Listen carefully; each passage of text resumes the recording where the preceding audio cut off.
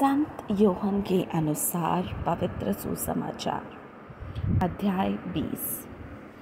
सप्ताह के पहले दिन मरियम मगदलीनी भोर को अंधेरा रहते ही कब्र पर आई और पत्थर को कब्र से हटा हुआ देखा।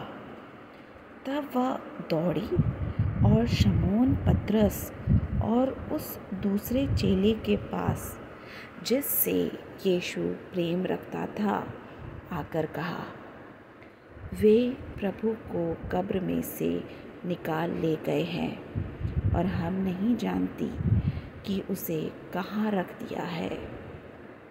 तब पतरस और वह दूसरा चेला निकलकर कब्र की ओर चले और दोनों साथ साथ दौड़ रहे थे, परंतु दूसरा चेला पतरस से आगे बढ़कर कब्र पर पहले पहुंचा और झुककर कपड़े पड़े देखे तो भी वह भीतर न गया।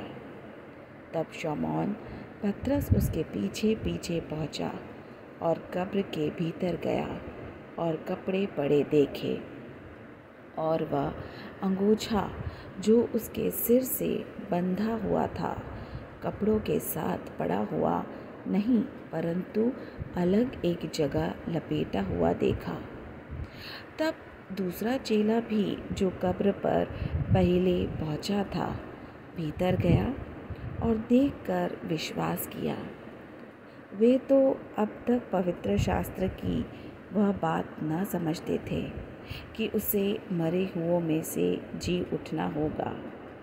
तब ये चेले अपने घर लौट गए, परंतु मरियम रोती हुई कब्र के पास ही बाहर खड़ी रही और रोते रोते कब्र की ओर झुककर दो स्वर्गदूतों को उज्ज्वल कपड़े पहने हुए, एक को सिरहाने और दूसरे को पैताने बैठे देखा, जहाँ यीशु की लोथ पड़ी थी।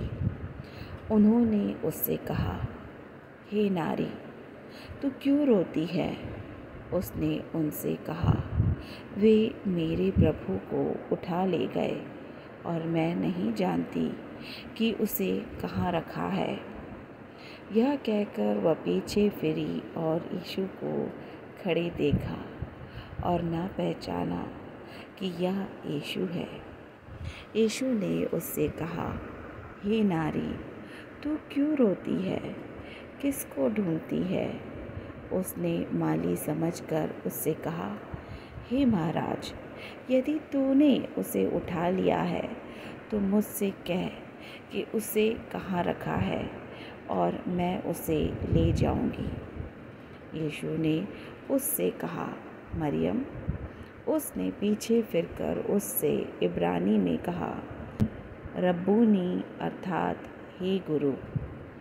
यीशु ने उससे कहा, मुझे मत छू, क्योंकि मैं अब तक पिता के पास ऊपर नहीं गया, परंतु मेरे भाइयों के पास जाकर उनसे कह दे कि मैं अपने पिता और तुम्हारे पिता और अपने परमेश्वर और तुम्हारे परमेश्वर के पास ऊपर जाता हूँ।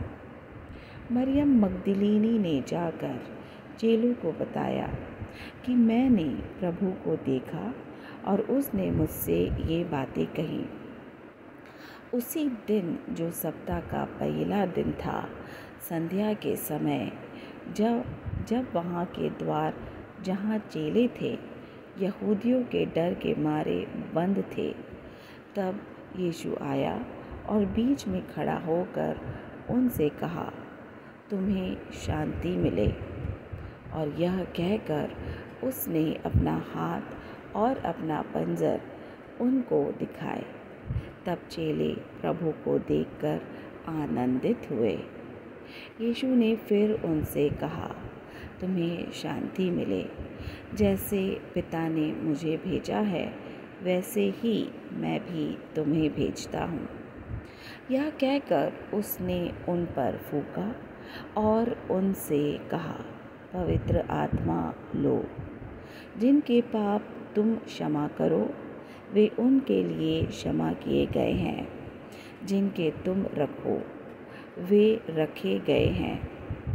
परंतु 12 में से एक व्यक्ति अर्थात थोमा, जो दिदुमुस कहलाता है, जब यीशु आया तो उनके साथ ना था।